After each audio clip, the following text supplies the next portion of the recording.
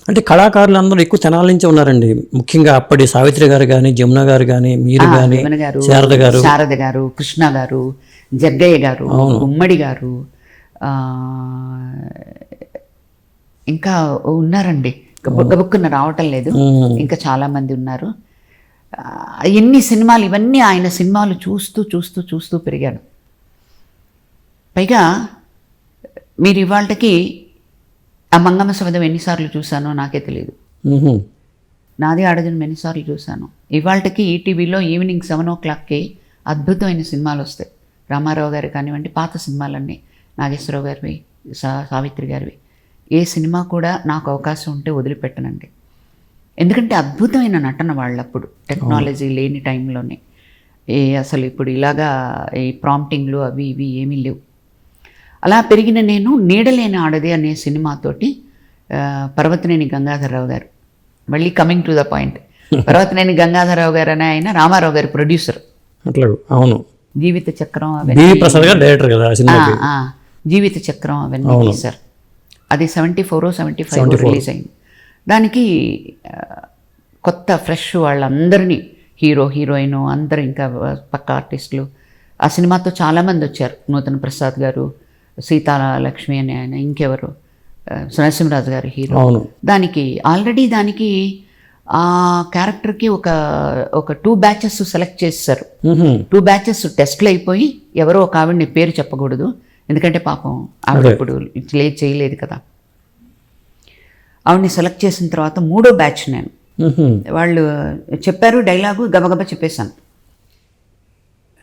చెప్పేసిన తర్వాత you are selected అన్నారు. No recommendation, no experience. నాకు ఎక్స్పీరియన్స్ ఏంటంటే చిన్నప్పటి నుంచి డాన్స్ నేర్చుకున్నాను, ఎంతో అంతో సంస్కృతం నేర్చుకున్నాను.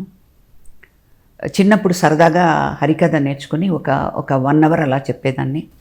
12 ఏళ్ళు వచ్చేటప్పటికే వాయిస్ టాన్సస్ ఆపరేషన్ చేసి, ఆపరేషన్లో ఆ వూండు హీల్ కాకముందే ప్రోగ్రామ్ చేయాల్సి వచ్చింది. అప్పుడు కొంచెం బ్లడ్ వామిట్ అయింది, అక్కడ నరాలు అవన్నీ ఇదైపోయి, దాంతో ఇంకా మానేశాను. మానేసి 12 ఏళ్ళకి అదంతా అయిపోయింది. ఆ తర్వాత ప్రోగ్రామ్స్ డాన్స్ అవి చేస్తూ ఉండేదాన్ని.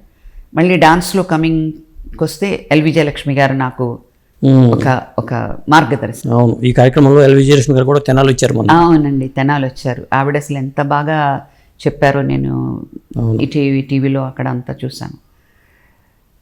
ఇలా చేస్తూ నీడలేని ఆడదికి మళ్ళీ రామారావు గారి ప్రొడ్యూసరే అవ్వడం, అది యు ఆర్ సెలెక్టెడ్ అన్నారు. ఆ సినిమా ఇంకా సూపర్ డూపర్ సక్సెస్ అయింది. మళ్ళీ వెనక్కి తిరిగి చూసుకోలేదు ఆ సినిమాతో. అదే సంవత్సరం భూమి కోసం కూడా రిలీజ్ అయిందండి. అంటే అనుపమలో కావాలి అని అంటే అప్పటికి నన్ను అగ్రిమెంట్ చేసుకున్నారు. టీనేజ్లో ఉన్నాను నేను, 15-16 మధ్యలో ఉన్నాను. 3 years ఆవిడ ఏ సినిమాలు ఒప్పుకోకూడదు, ఒప్పుకుంటే ఆ ప్రొడ్యూసర్ మాకొచ్చి కథ చెప్పాలి, మాకు రెమ్యునరేషన్ మాతో మాట్లాడాలి అనే ఒప్పందం అన్నమాట. అవసరమైతే ఇంకొక 3 years ఆయన పెంచుకుంటారు. అది ఏదైనా సేఫ్టీ రీజన్ కానివ్వండి. ఆ రోజుల్లో సుశీల గారు వాళ్ళందరూ కూడా చేసేవారట స్టూడియోస్, ఏవిఎం అట్లా. ఆ క్రమంలోనే దానవీర సూరకర్ణకి అడిగారు. అంతవరకు నేను వారిని ఒక కళలాగా అలా చూడాలి. అప్పటిదాకా ఆయన కలిసింది కూడా లేదండి. కలిసింది కూడా లేదు, అంతవరకు వారిని కలవలేదు. ఇంకా అంటే ఆ పాత్రకి చాలా మందిని సంప్రదించి ఉంటారు కదా. చాలా మందిని సంప్రదించారు. కొండవీటి వెంకట కవి గారు, ఆయన రచన, వెంపటి పెద్ద సత్యం మాస్టర్ గారు, చిన్న సత్యం, మా గురువు గారు చిన్న సత్యం గారు అన్నగారు. ఆ రోజుల్లో వెంపటి పెద్ద సత్యం గారు అంటే చాలా పెద్ద మాస్టర్. ఆయన కానివ్వండి, హీరాలాల్ గారు కానివ్వండి, చోప్రా మాస్టర్ గారు కానివ్వండి, ఆ తర్వాత ఈయన పసుమర్తి కృష్ణమూర్తి గారు కానివ్వండి, అందరితో వర్క్ చేశాను నేను. అయిపోయి రామకృష్ణ సినీ స్టూడియోకి ఫస్ట్ సినిమా ఇదే కదండి. Ramakrishna cine studio opening heroine మీరే ఆఫీస్కి పిలిపించారండి.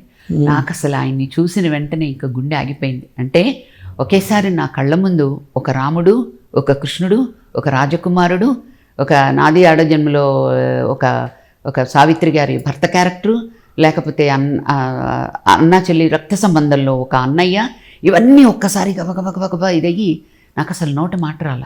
కాళ్ళకి దండం పెట్టాను.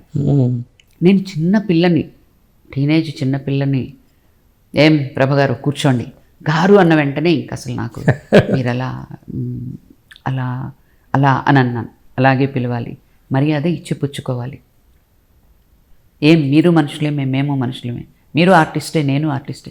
అసలు నేను ఆయనకి ఎక్కడండి అంటే ఆయన సంస్కారం అంత గొప్పగా ఉండేది.